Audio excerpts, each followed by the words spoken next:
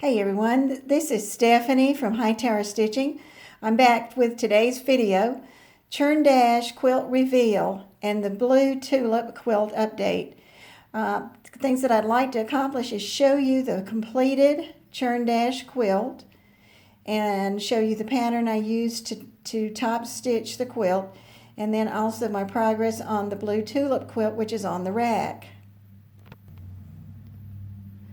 And most of the time when you do a reveal, you start with the front. Well, this time I wanted to start with the back and wanted to let you see how neat this turned out. And I always say sometimes it looks like another quilt, and it sure does look like it, doesn't it?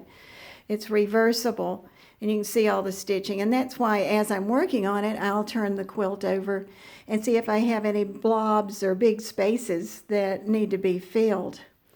And all the way down at the bottom, I have my quilt label in place.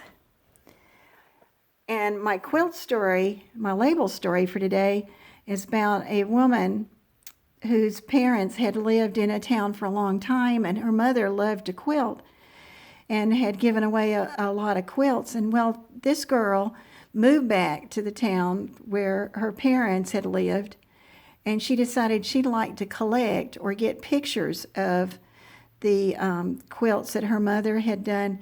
Well, her mother didn't do labels, so it's not a very easy job. And here you have the front side of the Churn Dash quilt, and I just love it, how pretty it was and how the colors all showed up, and you can find the yellows and the reds, and they're sort of spread out. I had really good luck with round 1, round 2, round 3.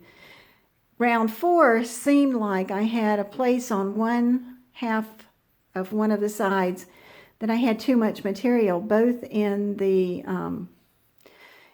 block, the quilt blocks, when I put them together, and then also in the brown trim. And I thought, well, I'm not real worried, because guess what? It's my quilt, and you can usually work these things out. And sure enough, I machine quilted the top. And when I was using the ruler foot, and when I got to that too much material section, I just slowed my machine down a little bit and then worked with my hands to move that material around. And then for the border, I used the walking foot, and I had used it and run all the way around and put the rows going all the way around. And then I came back and I went back to my ruler foot, and I did the short lines back and forth. After I marked them, I used an air erase marker and then would run over those. And even when I got to the brown and using that, I was able to get it to lay really nice. So today I had my sister-in-law look at it, and I said, I want you to see if you can find where I had too much material. And I'll even tell you, it was in the outer row. And she looked, and she couldn't find it, and I couldn't find it. I probably didn't look as hard as she did, but it made me feel good that it wasn't this clump there. Now, what I want to show you is the pattern I used, because whether you're hand sewing or machine quilting your quilt, these might give you some ideas.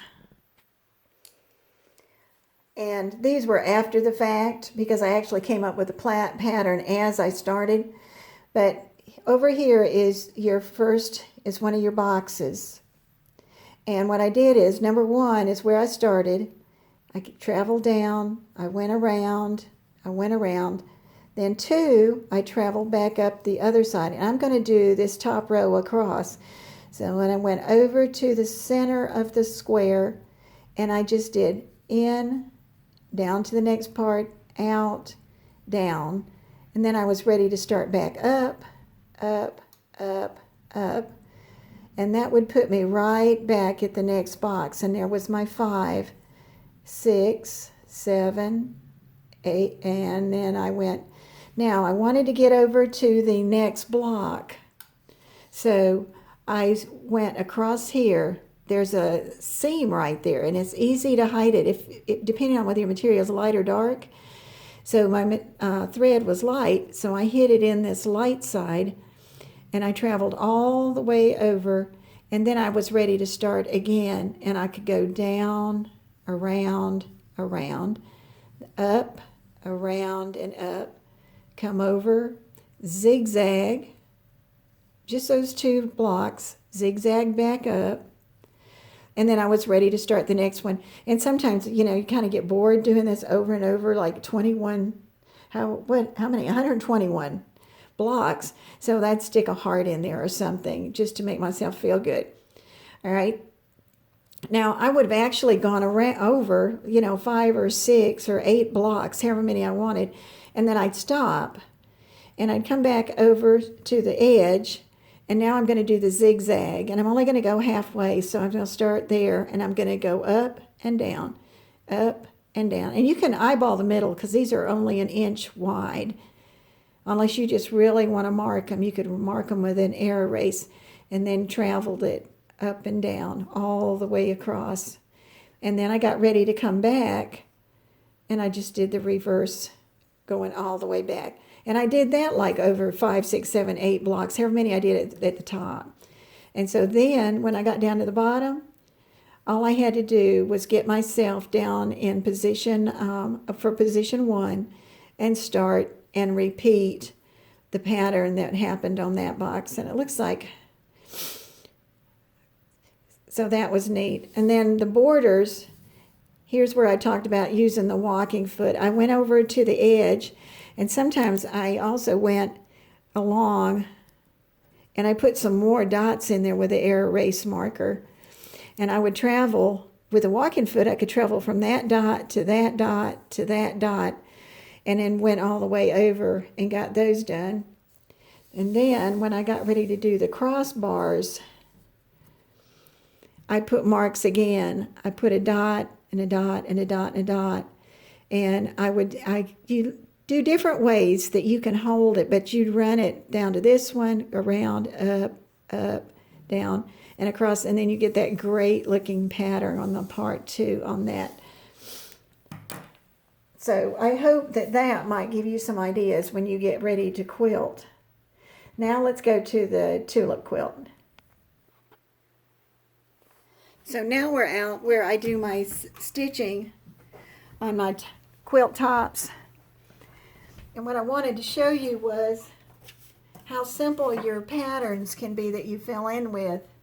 Because at the very beginning I had all this white space, and I took a tool, set it down, and I use a mechanical pencil because it really disappears when you stitch. And I got 2 of those going, and I just do it a little bit at a time, and then did that side and the other sides. And I said, well, what's missing from this block?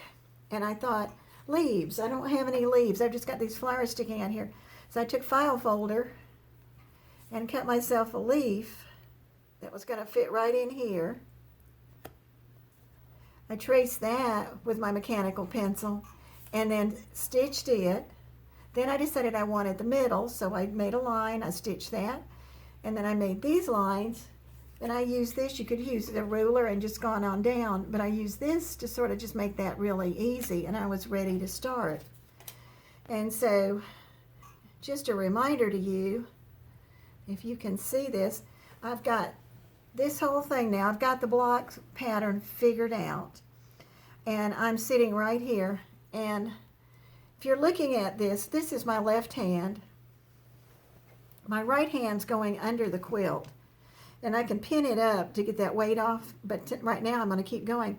I hold my needle straight up and down, perpendicular to there, and I go down where I want it to go, and I follow that line. The bottom hand pulls it through, and then the bottom hand pushes it up on the line.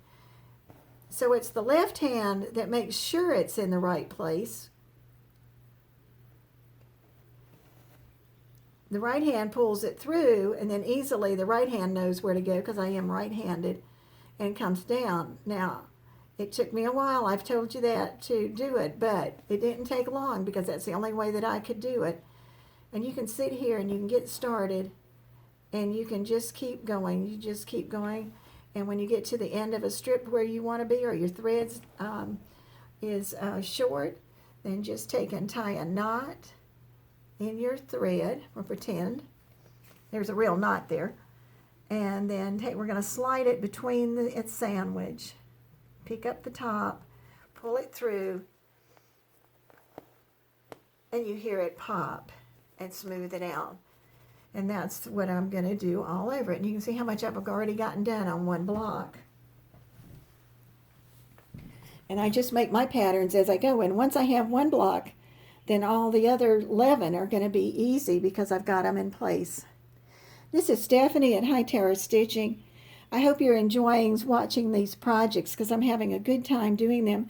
If I have forgotten anything or something I think you need to know, I'll write it in the description. If you enjoyed this, saw anything that you like, please subscribe and hit like and leave comments. We all like comments. Thank you.